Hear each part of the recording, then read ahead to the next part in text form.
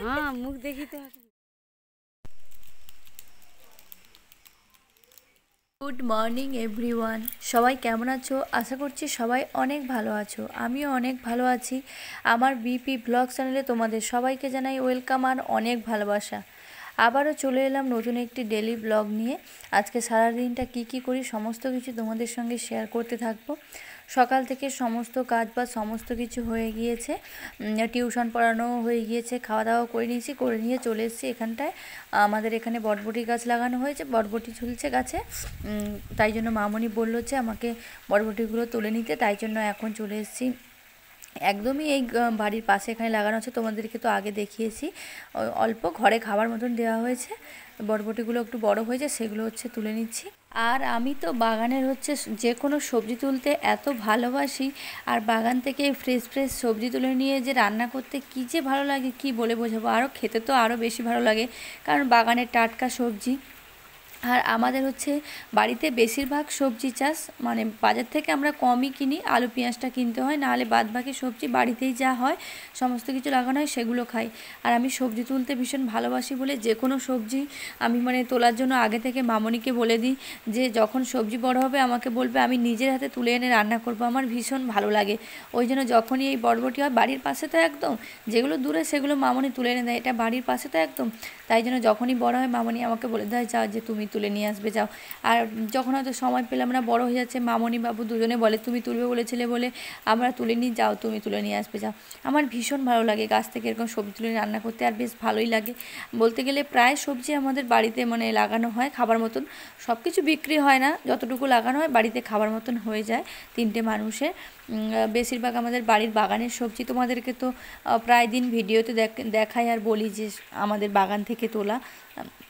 আমাদের এদিকে গ্রামের দিকে তো, তাই জন্য সমস্ত কিছু সবজি বা সমস্ত কিছু এখানটায় মানে লাগানো হয়, টাটকা টাটকা আমরা তুলে হচ্ছে মানে খাই।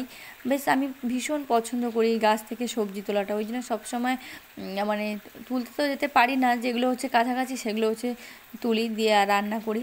তোমাদেরকে তো দেখিয়েছি এর আগে।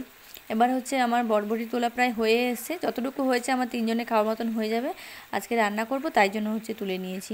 আর আগের দিন যে তোমাদেরকে ভিডিওতে দেখিয়েছিলাম না যে দই বসিয়েছিলাম, দেখো দইটা কত সুন্দর বসেছে, কিন্তু দইটা টক দই হয়েছে, অল্প একটু মিষ্টিটা একটু কম হয়ে গিয়েছে। ওই প্যাকিং করে আর এখন নিয়ে আর হচ্ছে ফ্রিজে হচ্ছে রেখে দিচ্ছি।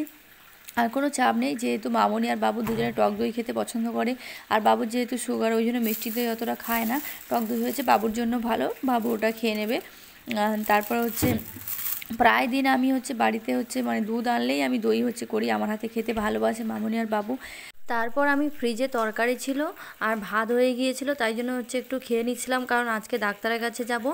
আর আজকের মামনি আমাকে রান্না করতে দেয়নি, মামনি বললো যে মামনি রান্না করবে, ওই জন্য মামনি ওদিকে রান্না করছে আর ভাত হয়ে গিয়েছে, বাদ বাকি তরকারিগুলো করছে। এখানে আমি খাওয়া দাওয়াটা সেরে নিয়ে আর এখন এই ছাদে চলে এসেছি, আমার স্নান করা হয়ে গিয়েছে। আর দুমনা করে করে যে কাপড়গুলো কাচবো বলেছিলাম, যে বেলার দিকে সকাল থেকে অল্প বৃষ্টি হচ্ছে রোদ হচ্ছে দেখে, তারপরে এই বেলার দিকে 10টার দিকে শাড়িগুলো কেচে জামাগুলো কেচে সব মেলে দিয়েছিলাম, প্রায় শুকনো হয়ে এসে। আর এদিকে হচ্ছে আমার স্নান করার পর পুজো দেওয়াও কমপ্লিট হয়ে গেছে, ওই জন্য তোমাদেরকে একটু দেখিয়ে দিচ্ছি।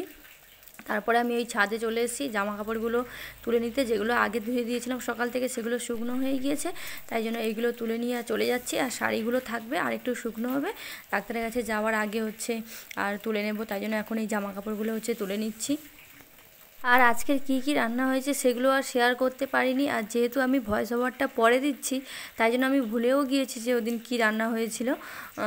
তারপরে এই জামা কাপড়গুলো তুলে নিয়ে আর ঘরের মধ্যে চলে যাব, গিয়ে আর একটু নিজে হচ্ছে রেডি হয়ে নেব, চুলটা ভালো করে আঁচড়ে নিয়ে আর একটু সিঁদুর পরে নেব, তারপরে একটু হচ্ছে রেস্ট করে নেব, করে নেওয়ার পর হচ্ছে বাড়ি যাব আমি আর মামনি ডাক্তারের কাছে। দুপুর বাড়ি যাব, সকালে যাওয়ার কথা ছিল কিন্তু ওখান থেকে বললো যে প্রচুর লাইন আছে, তাই জন্য বিকালের দিকে খাওয়া দাওয়ার পর আসতে, তাই জন্য আমি আর মামনি এই দুপুর বাড়াবো 3টের দিকে।